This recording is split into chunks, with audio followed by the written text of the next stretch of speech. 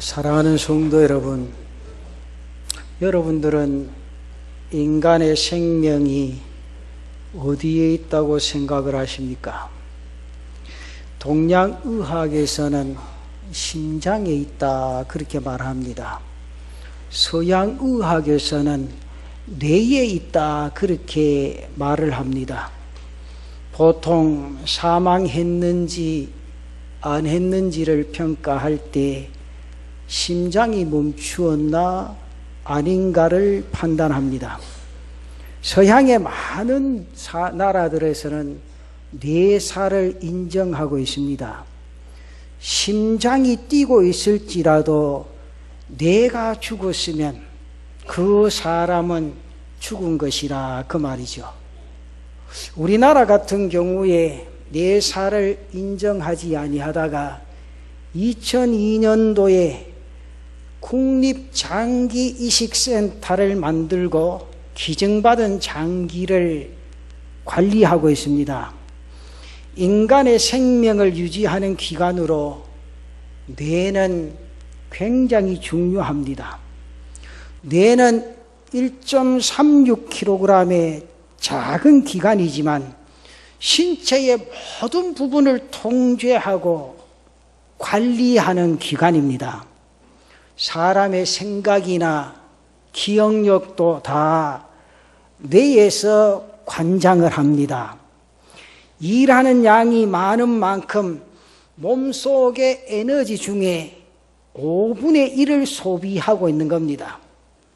그렇다면 심장도 마찬가지로 중요합니다. 심장이 멈추게 되어지면 피가 공급되지 않기 때문에 아무리 중요한 뇌라도 3분만 피가 공급되지 않으면 자연스럽게 생명을 잃게 되는 겁니다. 그러므로 심장도 뇌만큼이나 중요한 기관입니다. 심장은 겨우 340g 밖에 안 되는 손바닥만한 그런 작은 기관이지만 그 작은 덩치로 하루에 지구를 2바퀴 반 거리인 96,000km의 혈관에 피를 공급하는 엄청난 힘을 가진 그런 기관입니다. 그렇지만은 심장이나 뇌가 아무리 중요해도 사람의 생명의 전부일 수는 없습니다. 뇌는 인간을 인간되게 하는 절대적 존재가 아니라 그 말이죠. 짐승들도 다 뇌를 가지고 있습니다. 또한 근심을 많이 하는 사람은 근심을 하지 아니하는 사람보다 더 빨리 세상을 떠납니다. 여러분, 고혈압이나 저혈압이나 위장병이나 관절염, 좌골신경통, 시력장애, 대부분 질병의 70% 이상이 불안하고 염려를 많이 하면 생겨나게 된다는 거지요. 그러므로 우리는 이 세상에 그 무엇보다도 우리의 마음을 지킬 수 있어야 됩니다. 재산보다도 금은 보화보다도 명예보다도 우선되어지는 게 뭐냐? 내 마음을 지킬 수 있어야 된다. 여러분, 몸이 아무리 건강해도 마음이 병들면 불행해집니다. 땅이나 집이 아무리 넓을지라도 자신의 마음이 좁으면 좁아지는 겁니다.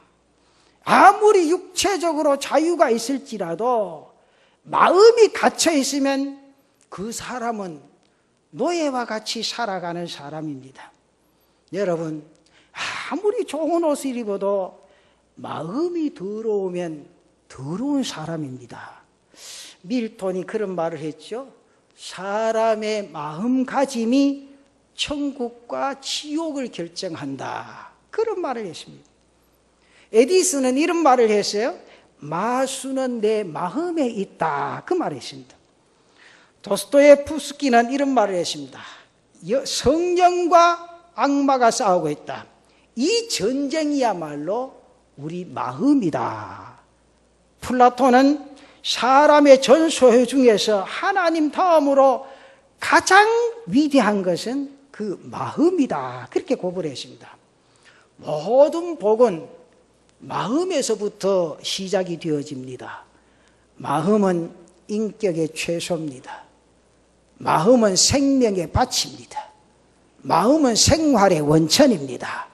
마음은 행동의 깃털입니다. 마음은 말의 조건입니다. 마음을 따라서 말이 나옵니다. 여러분, 좋은 마음에서 좋은 말이 나오고 밝은 마음에서 밝은 말이 나옵니다. 어떤 사람 그렇죠? 나는 마음이 안 그런데 말이 샜다 그러지. 말은 안 셉니다. 여러분, 집에 가스나 새고 수돗물이나 새지 우리의 마음은 안 셉니다. 자기 마음속에 가졌던 말이 자연스럽게 흘러나온다 그 말이죠. 그러므로 사람의 마음이 변하면 첫째로 변하는 게 뭡니까? 말이 변합니다. 여러분, 부부가 처음에 결혼해서 사랑하면 무슨 말만 합니까? 좋은 말만 하지요. 그만 머리 감도 안 했는데 보고 이쁘다 하고, 내가 뭐 뒤에 피드미 지지본이 흘러나렸는데도 참 당신 예쁘다고. 그런데 마음이 뒤틀어지면 그렇게 어디 가서 샵에 가서 다 돈 주고 해가 딱 앉아있어도 니 왜 그러노? 무슨 일이 있었나? 왜냐하면 사람이 마음껏 그만큼 변하는 겁니다. 그래서 마음이 변하면 첫째로 변하는 게 말이 변하고, 그 다음에 말이 변하면 뭐가 변합니까? 얼굴이 변합니다. 얼굴이 변하면 또 뭐가 변합니까? 행동이 변하지. 여러분, 남편이 화난 거 안 하는 거 뭐 보면 합니까? 얼굴로 말지. 그렇잖아요. 여러분, 아내가 집에서 기분 나쁘고 좋은 거 보면 알잖아요. 얼굴 보면 다 압니다. 그래서 얼굴이 변하면 행동이 변하고, 그 다음 중요합니다. 행동이 변하면 운명도 변하고 환경도 변합니다. 그래서 사람의 마음은 확실히 측량할 수 없는 보고라 그 말이죠. 금은보화가 마음에 쌓여 있다 그 말입니다. 그래서 마음은 보이지 않는 보석입니다. 마음은 제일 큰 재산이요, 여러분들 자원입니다. 요즘 자기 개발이라는 말을 많이 쓰는데, 결국 자기 개발이라고 하는 것은 자신의 마음의 개발입니다. 성공은 자기 개발을 얼마나 했느냐에 따라서 좌우가 되어진다 그 말이죠. 사랑하는 성도 여러분, 오늘 성경에는 이렇게 말합니다. 4장 23절에 뭐라고 말합니까? 모든 지킬 만한 것을 그것보다 더욱 내 마음을 지켜라. 생명의 근원이 이에서 남이니라. 사람의 생명의 근원이 뇌나 심장이 아니라 바로 뭐라고 말씀합니까? 마음이라. 그렇게 말씀합니다. 마음이 죽은 사람은 인간이 될 수 없습니다. 마음이 죽은 사람은 거미처럼 다른 사람에게 피해를 주고 악하게 살아가게 됩니다. 그런 사람을 우리가 사람이라고 말할 수가 없지요. 살았다 하는 이름을 가졌을지라도 실상은 죽은 것과 같다 그 말이죠. 그래서 하나님의 말씀인 성경은 마음이 생명의 근원이라 그렇게 말씀합니다. 사랑하는 성도 여러분, 인생은 마음을 지키는 싸움이라 저는 그렇게 정의해 드리고 싶습니다. 마음을 적에게 빼앗기면 노예의 삶을 살게 되고, 마음을 적으로부터 지키면 자유인의 삶을 살게 되어진다 그 말이죠. 여러분, 내 자신의 마음이 돈에 빼앗겨 버리면 돈의 노예가 됩니다. 마음을 욕망에 빼앗겨 버리면 욕망의 노예가 되어져 버립니다. 그러나 내 자신의 마음을 돈으로부터 지키고, 돈으로부터 지키면 돈으로부터 자유할 수 있고, 마음을 욕망으로부터 지키면 항상 여유 있고 평안한 삶을 살아갈 수 있게 되어진다 그 말이죠. 이 예수님께서는 바리새인들이 천국이 어느 때에 임하느냐 그렇게 질문을 하셨죠. 누가복음 17장 20절과 21절에 보면 그런 말씀합니다. 뭐라고 말씀합니까? 바리새인들이 하나님의 나라가 어느 때에 임하니까 묻거늘 예수께서 대답하여 이르시되 하나님의 나라는 볼 수 있게 임하는 것이 아니요. 또 보십시오. 또 여기 있다 저기 있다고도 못하리니 하나님의 나라는 어디에 있다고요? 너희 안에 있느니라. 천국은 바로 사람의 마음속에 있다는 거지요. 우리가 살고 있는 우주는 세 부분으로 나누어집니다. 그 첫째는 하나님이 지배하고 다스리는 천국입니다. 두 번째는 마귀가 지배하고 다스리는 지옥이 있습니다. 세 번째는 인간들이 살아가는 세상이 있죠. 그러나 인간의 마음에는 이 세 나라가 동시에 임하는 곳이라 그 말이죠. 내 마음을 마귀가 지배하도록 방치해버리면 내 마음이 뭐가 됩니까? 지옥이 된다는 거죠. 내 마음을 하나님이 기뻐하시도록 허락하면 내 마음이 뭐가 됩니까? 천국이 되어지는 겁니다. 내 마음을 세상이 지배하도록 놓아두면 내 마음은 시끌벅적하게 시장바닥이 되어질 수밖에 없다 그 말이죠. 그래서 오늘 이 마음이라는 것에 대해서 하나님의 말씀을 생각하고 은혜를 나누고 여러분 마음을 지켜서 여러분의 마음이 천국이 되어지는 귀한 은혜가 있기를 바랍니다. 그 첫째로 그렇다면 나를 유혹하는 것이 무엇이냐? 성경의 제일 처음 책인 창세기부터 인간은 얼마나 유혹에 대한 존재인가를 말씀해 주고 있죠. 여러분 최초의 여성이 누굽니까? 하와가 아닙니까? 하와가 뱀의 유혹에 넘어가서 먹지 말아야 할 선악을 알게 하는 나무의 열매를 먹고 그러면서 아담을 깨워가지고 아담도 함께 그것을 먹었습니다. 여러분 뱀이 하와를 유혹할 때 뭐라고 말합니까? 먹어라. 절대 죽지 않는다. 하나님은 너희가 그 나무 열매를 먹으면 너희 눈이 밝아지고 하나님처럼 되기 때문에 그리고 선과 악을 알게 되는 것을 아시고 그렇게 말씀하신 것이라 그렇게 유혹하고 깨입니다. 여러분 요즘 과장 광고나 허위 광고들이 소비자를 유혹하는 것처럼 뱀은 절대로 죽지 않는다. 과장 광고를 하죠. 허위 광고로 하와를 유혹을 했습니다.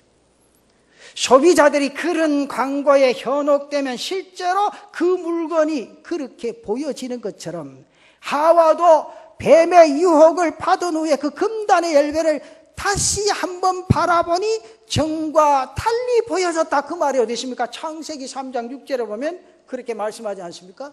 여자가 그 나무를 본즉 뭐라고 합니까? 먹음직도 하고 보함직도 하고 지혜롭게 할 만큼 탐스럽기도 한 나무인지라. 여자가 그 열매를 따먹고 자기와 함께 있는 남편에게도 주며 그도 먹은지라. 여러분 그렇다면 늘 우리를 유혹하는 것이 무엇입니까? 오늘을 살아가는 그리스도인들이 받는 유혹이 어떤 것입니까? 사도행전에 나타나는 초대교회 교인들도 이단의 유혹을 뿌리치는 것이 대단히 중요한 문제였습니다. 초기 기독교에서는 이단 신앙자들이 많이 나타나서 그리스도인들을 굉장히 유혹했습니다. 그렇기 때문에 바울이나 요한 서신에 이에 대해서 경계하라 그런 말씀들이 많이 나타나 있습니다. 오늘날에도 많은 이단들이 있어서 우리를 현혹하고 있습니다. 참 조심해야 할 일들입니다. 또 한 가지가 있습니다. 요즘 우리가 믿는 사람들을 유혹해서 넘어가게 하는 것은 이단 신앙도 있고 우리의 욕망을 끝없이 자극하는 우리의 눈에 수없이 들어오는 광고들입니다. 집에 들어와서나 거리를 다닐 때나 우리는 어디서나 가는 곳마다 광고에 접하게 됩니다. 이 광고들은 우리에게 여러 가지 정보를 준다는 점에서는 굉장히 유익하고 필요한 것입니다. 그러나 광고는 단순히 오늘 우리의 삶에 정보만 주는 것에 머물지 아니하고 기업이 생산한 물품들을 구입하도록 오늘 우리 마음속에 무엇을 일으킵니까? 수없이 욕망을 키우는데 목적을 두고 있습니다. 그래서 모든 광고는 우리 마음속에 잠자고 있는 욕망을 자극합니다. 그래서 사지 않아도 될 물건을 어떻게 합니까? 사도록 만들게 된다 그러죠. 그래서 끊임없이 쏟아지는 광고는 눌러놓고 우리의 욕망을 계속 자극해서 더 참을 수 없게끔 만들어 놓으면 나도 모르게 내 눈길이 그리 가고 내 손이 그리 가고 내 마음이 그쪽으로 빼앗겨 버린다 그 말이에요. 이렇게 소비를 부추기는 광고는 우리의 가치관을 바꾸어 버립니다. 소비 능력에 따라서 사람을 평가하게 만들어 버린다 그 말이에요. 그래서 고급 백화점에서 고급 브랜드의 상품을 얼마나 살 수 있느냐에 따라 그 사람의 값이 매겨지는 게 오늘 살아가는 현대 아닙니까? 어제 오 회장과 뉴스를 봤는데 사람들 백화점에 몰려가지고 줄을 서가 있어요. 그래서 내가 그 광고 시간, 그 뉴스 시간에 지금 뭐 하는 데고 이래 봤더니만은 그래서 아나운서가 설명을 해요. 지금 추석 때 선물 나가는 건데 뭐 몇만 원짜리 파는 데는 사람이 없고 100몇십만 원짜리 선물 주는데 그 사람이 줄로 서가 있어요. 그때 아나운서 물어요. 왜 이렇게 비싼 걸 샀냐고. 평소에 친분이 있는 사람이니까 이럴 때 선물 주려고 사가 있다는 거죠. 제가 한 번은 교회 신방용 모닝을 타고 여기 중앙동에 있는 롯데백화점 들어갔어요. 롯데백화점 쭉 들어가는데 이래 보니까 앞에 보면 차가 몇 대 비었다 몇 대 비었다 있지 않습니까? 들어가면 입구에 딱 보니까 몇 층에 차가 몇 대 비었다 싶어서 싹 들어가니까 너 앞에서 안내하는 아가씨가 못 들어갑니다 그랬어요. 그래서 내가 창문을 열고 왜 못 들어가는 물었더니 내가 뭐 하는 말이 VIP 고객입니다 그래. 그래서 내가 네가 그걸 웃지 않아 물어봤어요. 우리는 보면 합니다. 그래서 내가 하는 말이 모닝이라서 안 넣어주나 가요. 감 웃어요. 그래서 내가 하는 말이 나는 이 주차장에 어찌 생긴지 모르겠게 모닝이라도 한번 들어가 보자. 그러니까 이 아가씨가 기가 찬가 봐. 나를 하는 말이 금직하는 걸 표시를 딱 내놓더니 들어가는 거야. 들어가다 딱 하는 말이 그러면 기분이 좋았는데 제일 구석에 갖다 세우라는 거예요 아들. 그 제가 또 얼마나 성격이 못 되십니까? 그래서 제일 구석에 가는 척 하다가 외제차가 질비한데 중간에 딱 빈자리가 하나 있어 딱 집어넣으니까 그 주위에 있던 차를 내리던 모든 사람이 모닝을 쳐다보더라고요. 여러분 내가 유명합니까? 그 사람도 유명합니까? 그 선에는 외제차 쳐다보는 사람 아무도 없어요. 왜? 전부 외제차 타고 왔으니까.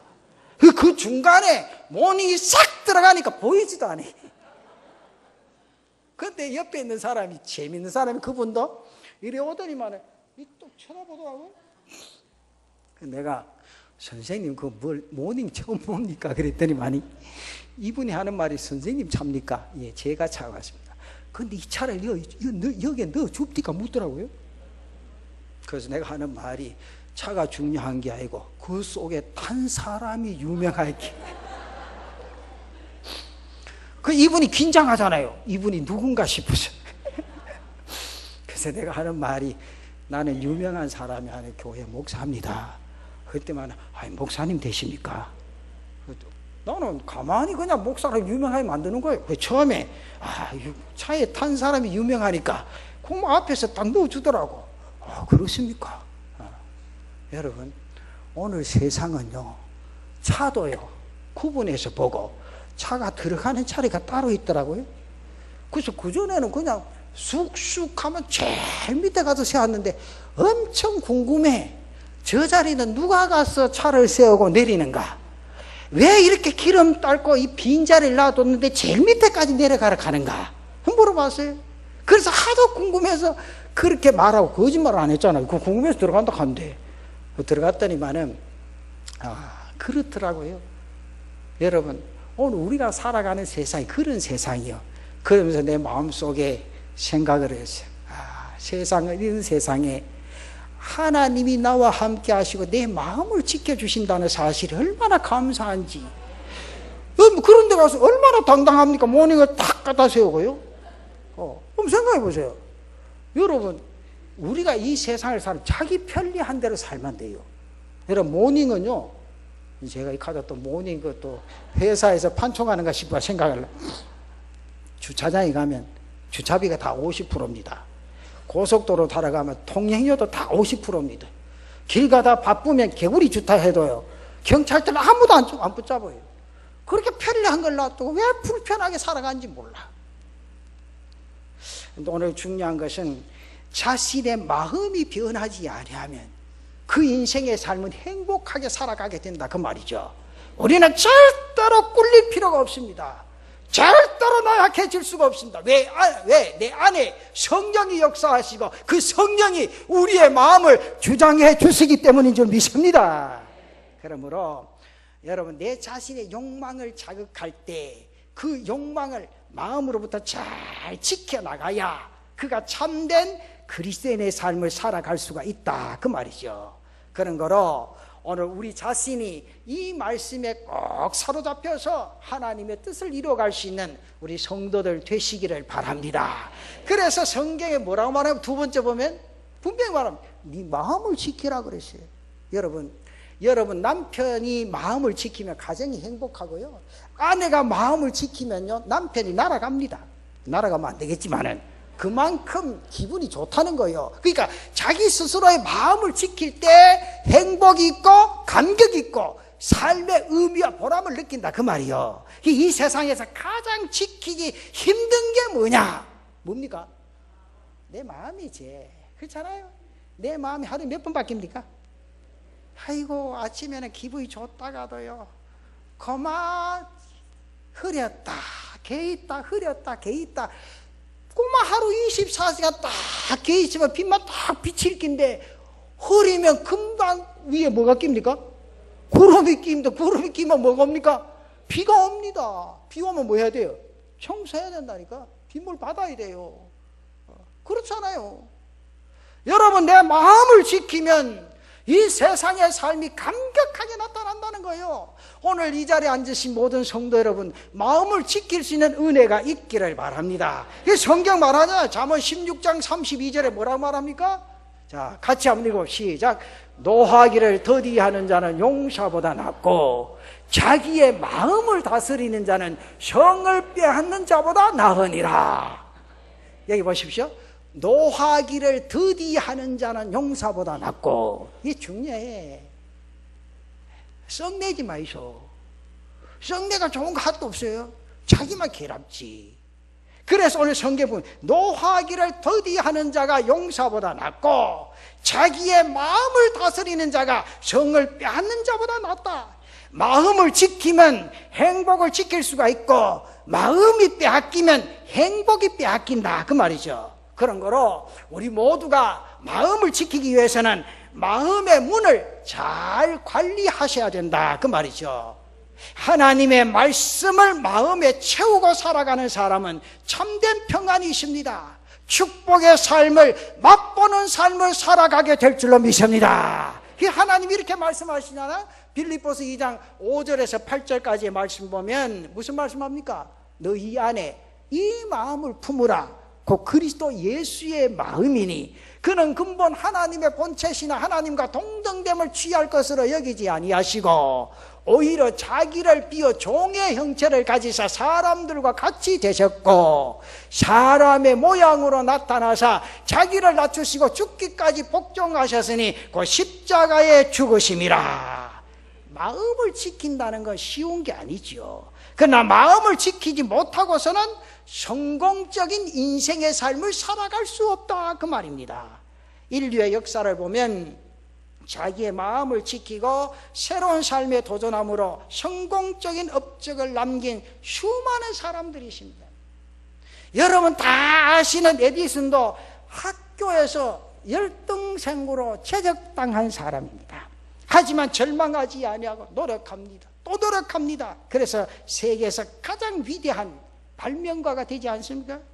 밀턴의 삶에서도 우리는 위대한 신앙인의 삶을 발견할 수가 있습니다. 영국의 시인 밀턴은 신라관을 발표함으로써 셰익스피어 버금가는 대시인으로 칭송을 받게 되어졌다고 말이죠. 여러분 잘 아시냐? 밀턴이 신라관을 창작할 때는 이미 장님이었습니다. 20여 년 동안이나 공들였던 청교도 혁명이 무너지고 완전히 복고됨으로써 감옥에 갇히는 그런 괴로움 순환을 당하게 되었습니다. 밀턴이 자신의 시락을 완전히 잃어버려서 그의 딸에게 구슬로 신라관을 완성했다는 거죠. 자기가 말하고 딸이 쓰고 말이요. 밀턴이 믿음으로 자신의 마음을 다스리지 못하면 결코 이런 작품이 탄생할 수 있겠느냐 그 말입니다. 밀턴뿐만 아니죠. 수많은 사람들이 자신의 환경에 지배받지 아니하고 자신의 마음을 자기 스스로 다스림으로 훌륭한 업적을 만들어낼 수가 있었다고 말입니다. 저는 우리 성도님들에게 그렇게 부탁을 드리고 싶습니다. 여러분, 여러분의 마음을 잘 다스려서 신앙에서 이탈되지 않는 우리 성도들 되시기를 바랍니다. 중요한 거 아니에요. 한 사람한테 이야기해 보면 세계적인 명지휘자라 그러면 누구를 말할 수 있습니까? 여러분 잘 아시잖아요. 토스카니. 여러분 근시안 때문에 근시안으로 이 사람은 악보를 보지 못했어요. 그 악보를 보지 못하니까 그 연주할 때마다 그 악보를 점자로 다 외워버리는 거예요. 근데 한 번은 지휘자가 갑자기 무슨 일이 일어서 지휘자가 안 나타났어요. 사고를 당해가. 근데 이게 뭡니까 이게 오케스트라를 발표하려면 지휘자가 있어야 될 거 아니에요. 근데 오케스트라 지휘자는요 유명한 게 그 악보를 다 외워야 돼요. 그래 안 보고 지휘를 하잖아. 이쪽 자 지휘를 제대로. 근데 토스카니 한 사람만이 악보를 다 외웠거든요. 그날 딱 섰는데 그날부터 명지휘자가 된 거 아니에요. 이게 참 중요한 거 아닙니까? 고통의 순간이 찾아와도 절대 낙심하지 아니하고 마음을 지키는 사람에게 하나님은 두 손 들어 축복해 주시는 줄로 믿습니다. 이게 중요하죠. 여러분 예수 믿는 사람은요 아무리 고통의 순간이 찾아와도 낙심하면 안 됩니다. 왜? 그 순간을 통해서 하나님이 새로운 역사를 그에게 허락해 주시는 줄로 믿습니다. 요즘 많은 사람들이 뭐라 힘들다 그러죠? 어렵다 그래요. 그렇잖아요. 힘들고 어려운 순간이요 성공의 기틀이 되어진다고 말이죠. 이런 거 말하면 아멘 잘 안 하지. 그럼 그리 없이 그냥 성공하면 좋을 낀데 그게 아니요. 하나님은요 그런 걸 다 깨닫고 느끼게 해서 더 큰 역사들을 이루어 갈 수 있도록 딱 붙잡아 주신다는 거죠. 그런 거로 믿음 있는 성도들은 세상에 아무리 힘들어도 안 돼. 하나님이 내게 주신 기회로 알고 그 기회를 잘 잡으면 하나님의 놀라운 역사가 나타나게 될 줄로 믿습니다. 그것도 마지막으로 그럼 어떻게 내 마음을 지킬 수 있냐? 이게 중요하죠. 그럼 중요한 거 아닙니까? 그럼 나 마음을 지키라고 너 어떻게 지킬 거냐? 첫째로 말씀으로 마음을 지키시길 바랍니다.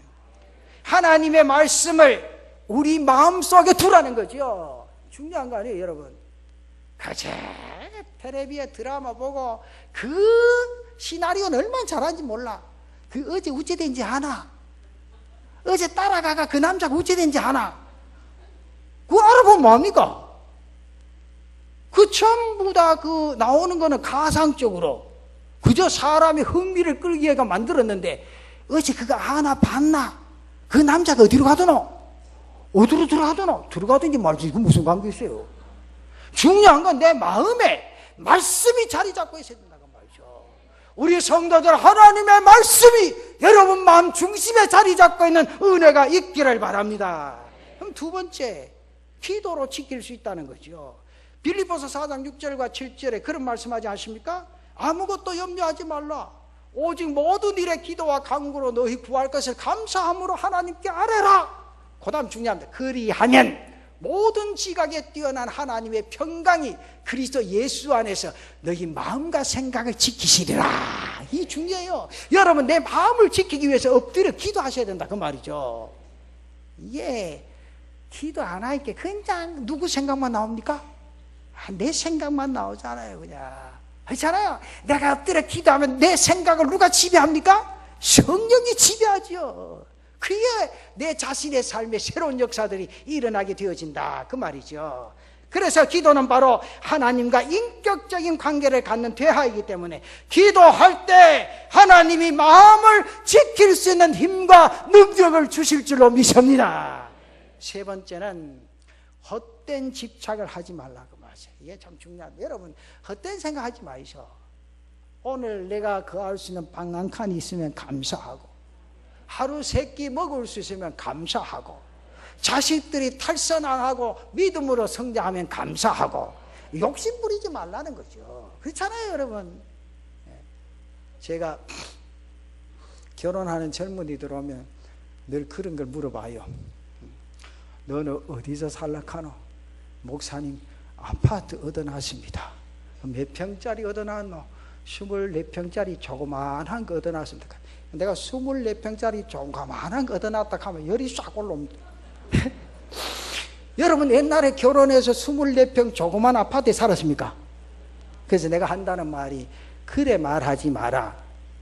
그 목사님 왜요? 옛날에는 24평짜리가 아니고 7평짜리 8평짜리에 7명이 잤다. 앞으로 줄러서 뒤로 줄러서, 그래서 발이 뻗치면 엉덩이가 차일 정도로 그래 잤다. 그래도 행복하다. 그리고 부모님들은 자신의 무엇을 생각하지 않아 오직 자녀를 위해서 다 투자해서 너가 큰 거 아이가? 그러니까 부모를 위해서 좀 드리면 안 되겠나? 간불이 뻑적뻑적 이렇게. 목사님 생활하기도 힘든데요. 옛날에는 그보다 더 힘들었다. 우리 클 때는 다 집안에 들어가면 입구 대문에 처마에 걸린 게 뭐 걸리십니까? 이거는 다 잘 살았는가 보네. 우리는요 옛날에 클 때요, 연세 드신 분 죄송합니다 말해, 제가 클 때도 그랬어요. 왜냐하면 입구에 대문에 떡 들어가면 여기 뭐가 걸려 있어요? 아이고 보리 있잖아요. 보리밥 해가지고 그거 안 해놨습니까? 여러분 쌀밥만 잡사세요? 미안합니다. 제가 못 살았어요. 저희 클 때는요 대문에 이렇게 들어가면 대문 그 뭐라 하지 위에 왜 이래 줄리라 가지고 이렇게 소쿠리에 이렇게 보리밥 그 쪘다 합니까 삶았다 합니까 해가지고 1차로 해놓은 거 있잖아. 그래가 배고프다 하면 그가 쌀 선납고네, 그 선납고네 가면 이상하대요. 만큼 따가지고 엮고 쌀은 보일도 말도. 그래가 또 한 번 더 해가 그래 안 먹었어요. 그래가 반찬이라고 그 텃밭에 있는 그 고추 사는 서너겠다고 된장만 갖다 놓으면 그 점심이지. 그래도 건강하게 살았어요. 다 공부하고 어리잖아요. 내가 요즘 생각하니까 옛날에는 참 지혜로워. 여러분 거기에 다른 거 아무것도 안 들어갔어요. 그래 자연 그대로라 하면 자연 그대로.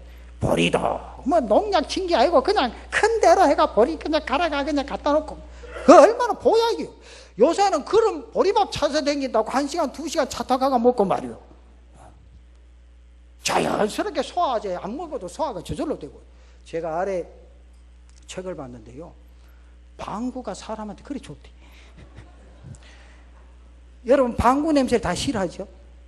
방구 냄새가요 그렇게 좋대요. 이게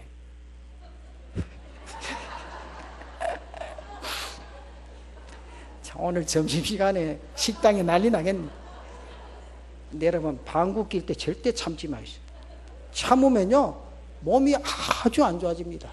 그건 생리적인 현상이기 때문에 누가 뭐라 해도 안 돼요. 여러분 그게 저는 그 책 보고 알았는데요, 그 깜짝 놀랐어요. 그냥 방구는 참지 마라. 그 책에 보면 나와요. 참지 마라고. 나올 때 그냥 팍팍 끼라고. 그래야 냄새가 안 진하고 그 방구가 맞는 사람에게도 좋대요.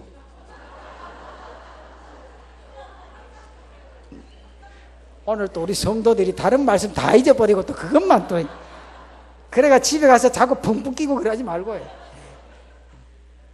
여러분 중요한 것은 우리 마음을 정말 말씀을 지키고 기도로서 지키고 헛된 집착을 하지 말라고. 여러분 제일 못난 사람이요 헛된 집착하는 겁니다. 그저 내가 20평 아파트에 살면 그것으로 만족하고 감사하며 살아야 되는데 머릿속에 뭐가 듭니까? 그저 30몇 평, 40평 집 가서 예배 떡 드리고 나오면 나보고 이러면 목사님 우리는 언제 저런 데 살 거예요? 근데 내가 하는 말이 꿈에서 깨라고. 지금 감사하고 살자. 아니, 그렇잖아요. 지금 있는 내 처소가 가장 행복한 처소예요. 지금 내가 먹고 사는 것이 가장 감격하고 기본적인 거란 말이에요. 그러니까 현재 내 주어진 일에 감사하고 살면 그 인생의 삶이 행복하다 그 말이죠. 그래서 헛된 일에 집착하면 자신의 육체가 망가진다는 거죠. 그러니까 제일 중요한 건 자신의 마음을 짓고 이 땅 위에 인생의 삶을 살아갈 때 그 인생의 삶이 행복하고 감격하게 살아간다 그 말이죠. 그런 거로 우리 남부민중학교 모든 성도들이 자신의 마음을 지켜서 이 땅 위에 인생의 삶 하나님의 뜻을 이뤄갈 수 있는 사랑하는 성도들 되시기를 바랍니다.